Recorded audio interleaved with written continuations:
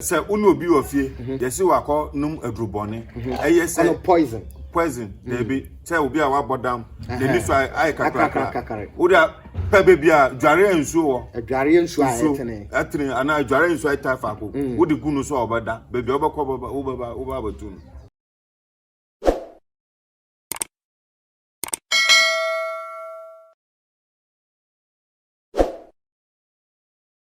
ahwefo ye mamu nyina akọ aba aha eye nana Bema TV obehu yen ewo Kumase KENYASE adwumam eho nana Bema owo eye na adwuma osi ubesi gawo junction udu ha ne signboard ewo ho na wura ho de a ene panko a yade ekọ techmendua na nsan ya anto nyina no de wura nana Bema kachi a twere ampokwa nyankopọ ne nana number fa no so amenkunindie ayodia eya wale eye sujadie yes kasem adwumasem awosem nipadua no de edi unya bia no de se wa nwura nana Bema kache nwura hode a areho ne sun bia ode koye no kunindie beba anwumre manya nana komfo Afajalo enso ewo makache na otidin no atim se edin mu odu pa wo ye benini na nana Bema ene no nenam a metimi akase kaka mamu dia bekase bia nana Bema ene tete no nene wode togo niema bebre aba a eye nduro enubra enhahan enhini ni nyina no eye ndonko a wonim se nana Bema de Ghana ha na sai asante mantam ha nyina ye ka obi a okuta mema dura ono aduro we na brofo kra ebeje a na wo mu a pese wo mu kachi sanse okọ India mem ene okofa asa no braning haban nyina ba ya de ye na dwuma ti anwumre ye bedim komo afa nipa wo hyebre ho na ye busa se hyebre kra no ene de yen ye se obi e ba wiase a wode ne hyebre ye den eba so ye hyebre no ase le ye ba sane ye pene no ye nya no ti na ye nya nana Afajalo a watena togo memu na wono so aben ewo eye sunsum semu no ye ne no eni nkomo na wadaroma ye mwakọ aba nana Bema TV so wadaroma ye ka hyebre kra togo memu anase togo fo mu se hyebre kra eni de bedawase hyebre ya de bia eye star brofo kasem se star nti o star no bi betumi atena so bi betumi aton ama beye e na obi so betumi aton ama bola ekoto ni amagu bola etu ni amagu so senya de papa ya de papa se na ka beba nipa sa na shebreti nti yen hwe ya na ye tetetete se mutumi ehu nipa ne bia ne hyebre ebone moma so ana bibia te sa ye no kresa se sunsun mu nipa hyebre mutumi se bone moma so sa ayampa beye konfobia no obeka so nkita beye o beyefo utita konfobia uni beye untumi sa yare enti se yehu se we beyefo anti na ka se asimesi we wudi uti nenam enti so enfa nanti enti so npa ko no hu sa star no wo umoma so a na chese ko on befa so be se no na wa se wo life am ti momo konfobia e beyefo dia na chese momo de ndie ana konfo de ndie mo mfa nwi nipa nam ye desire yare mo desire yare sana ye de adipa konfobia odi ni beye ba wi nipa nam no sa konfo no che wi ase ne wewu sa ti ye hwe se nipa senia adebom ne hyebre ebo ne moma so ye den obi so timi sesa no ana ye sesa no ye to e wo hunhun ye to ye beto hyebre ne de ama obi ofro e wo hunhun ye mfa ne se ebi a me hyebre ekuta me no obi betimi ato no hunhun mu de ama obi me hu se o hyebre no e wo anim che me ba bi dia na me ofa se bi dia moto na me dia koma no eno no kwan be so na obefato no ye nim se enipa bebre se ye hyebre na hyebre ye ade a ye ade papa de a obi eni hwanka obepe hyebre bone so na wo hwe asetena de tare na waye de puma na bu yare ko techmendua ya na sanyina eguye so mu awaresem ebi kase wo twene ho kra wonti ase nti hyebre no de na asesa no hyebre before botumi sisa hyebre no eye huhum asem enti woni sa huhum ma wontumi sisa Tunhumu sense bi amo amomo wani ya ye wani no ye na ebetumi asesa na baifo so ebaifo betumi asesa so no ono no dia ni so ono ufie nipa e ba ko won asa na o discount baba na waji bribe enti ya na ye kasa na ye so obi atimi hia wa bonten na bia wasai wo no nokre mu ana se nokre ya nokre wo obetumi ahun se ase asemesu ba ese obetumi adisika bia mo se gi me da chew saska no wasi so Hyebr3 akoma obi ofu ana ano abaji na o de akwacha baba bia ase enti na de Hyebr3 ne yeto ti se bia me metiwe me pese utobi ma me a na order ma betumi ato before metumi atobia ma no si se me no ufie nipa eye ba ko e wo hunhun na yen fan so wo Togo ana uti Togo mete Ghana o me pese brefu wa be sunsu ma asem wa ba me kwa me fa so benya Hyebr3 papa ma benya ma kidana ahwefo nyina enhu se bia obi fi se ne Hyebr3 asesa na o pese Hyebr3 papa o si na Bema so no mu frɛ wa obenya Hyebr3 papa obenya Hyebr3 papa Hyebr3 enye Hyebr3 nko a niama bebre ho aye wa ewo ha ti enye Hyebr3 nko a obi a uyefo ehu o yare pan bia na o ware a ware nye yie pompo boni abaw omo titire omo mu ye we friends akra omo mu ye bank ejuma obi wo a ye discount man na scan na ira uto ade obeto ade no so ba wie no obo se scan na scan no ahye enyina ye Hyebr3 no bia ene de sa ade ne ba ene sa ediba na hwan na be pese be boni na hwan na be pese be papa ena meka se eye beye huhu Bema for example bi ebi wo a yesi asimesi we beye na ye no na wada ne kwa winsani ene meka cho se beye before beye o yesi beye akum nipa no be omo mu wi nipa na mu omo nkum nipa no se ye du ko se omo se wa sa afi miensa ena bedu no asa na ubewu a sa afi miensa na ndu ye onwu ye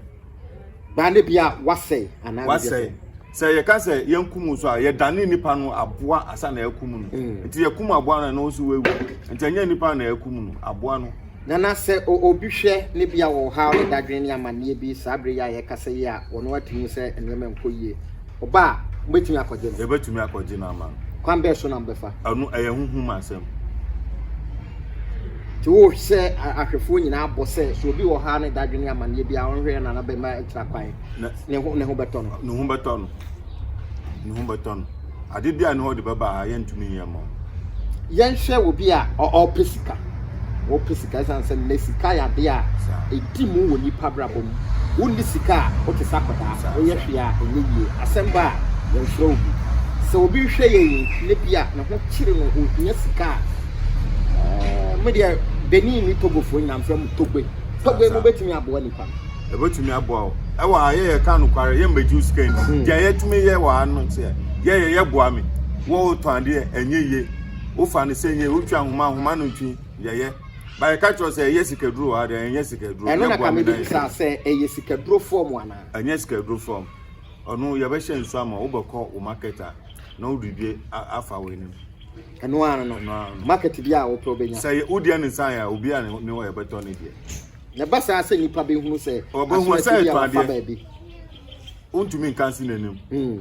sa na etie na obi so a wo adwuma mu ne bia na adwuma enkoyie se bia wo appointment ne ne kekeka ho obi so atukwan kran krata asem kese wo hwe yin sanse YouTube dia enim se wo bia na botire busia nyina ehwe ne ha se nke bi obebo brabi na abeboa wo so enkoyie me da wase wo so wo abrochi so wo infa your letter ohunhuma ye tro na dia kwato nsom mu na mo betro ye na betro na dia kwato nsom 7 days later no be samba letter no amomo tro no sunsum mo de ba kwato na ma ndi anikan na mo ba kwato ye di sunsum ye de beko ye de call sunsum a 7 days reply no so be samba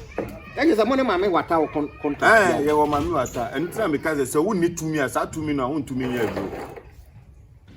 wo se wo ba Ghana wo hwe tumi ne ne bia wo ha utimu se mokwani mu pa ntino die na wo ka kira hwefo wo sabre oh dia meka kira hwefo se wo si wa chia abra wo da bra KENYASE no wo da ka so wo hwe na Bema Oba KENYASE adwuma mu a da wo janhye sa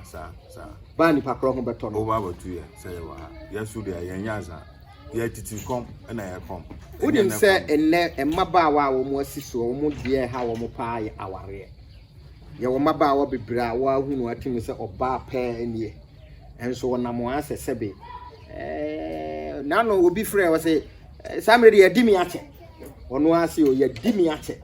I say, we could dino, no, ya could dino. And I any day.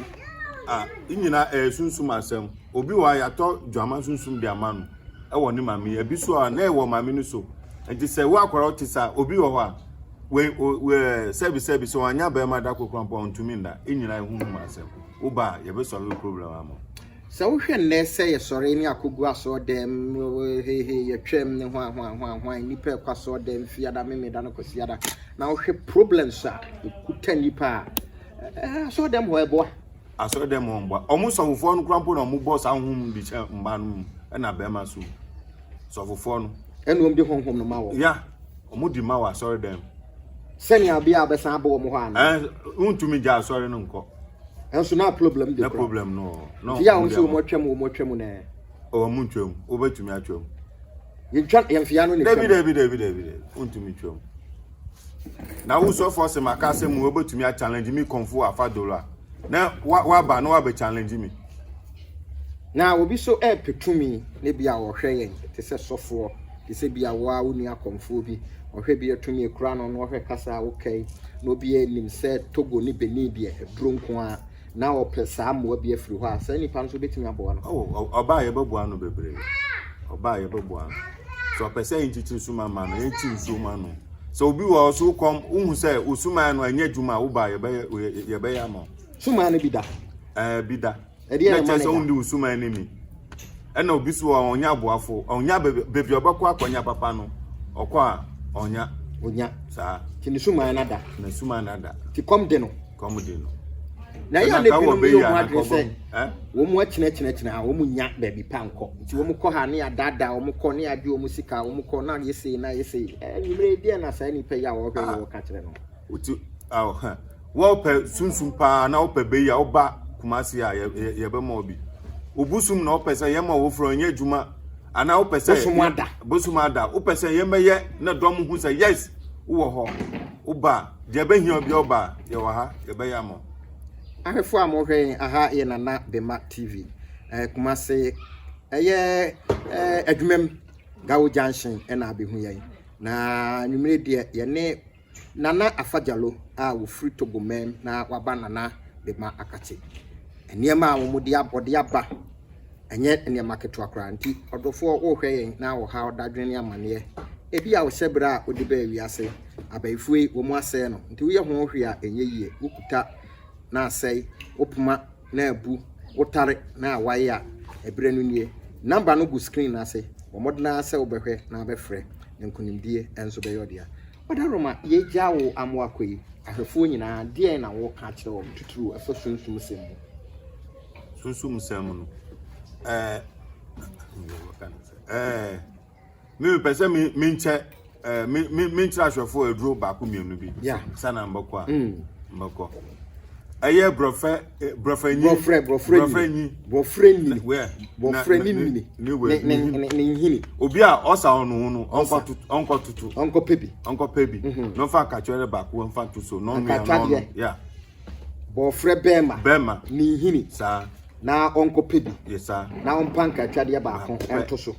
wanya bi so obetumi anu anu sa anu betumi anu anu sa anu no anom sa abepa mo osa so say ye pro ba ko e ka ho bi yo say unu obi ofie yesi wakọ num adrubone eye say poison dey be say obi a wa bodam dey ni so ai kakra oda pa bebi a dware ensu wo dware ensu a etene ana dware ensu ai tafa ko odi gunu so obada bebi obakọ oba batun ale volume go mu ana enye volume once dware nso no enye nkwa na dware wo once oba se bi oba bu ni sa dware wo Bema ko fa oba ho na dware wo akola obia dware wo enti tumi na kita sa we no enye tumi kitwa tumi e wo dware nso mu sa enye dware kitwa enye tumi kitwa enye me so oba me di wa bodam se me di sanso no eye me hu me di famu a obeda bibianka me nkwa na wotumi boda wo ba me di sanso no di famo a me ye wa wato obeti apo obeda ho na mabe onyini yese bibia wo ho nti na manipa no David anyasa mo pe amon tribe na mo hwe se etise ahwefo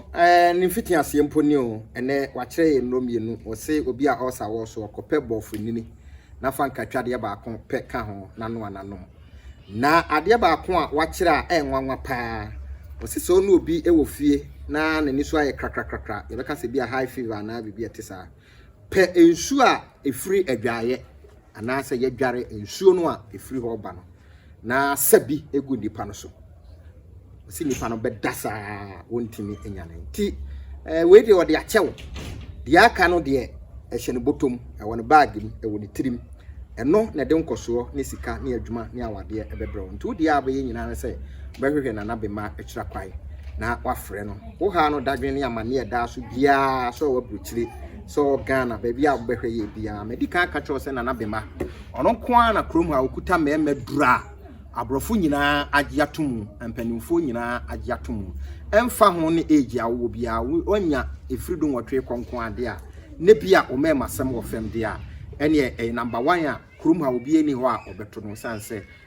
India kama ene nubra no ko ho a ode ba e di ni breto ba kwesi twese Mandela ye besan ahia bio ye da mo asese mo ahwe ya ma mo no hwe a enya ado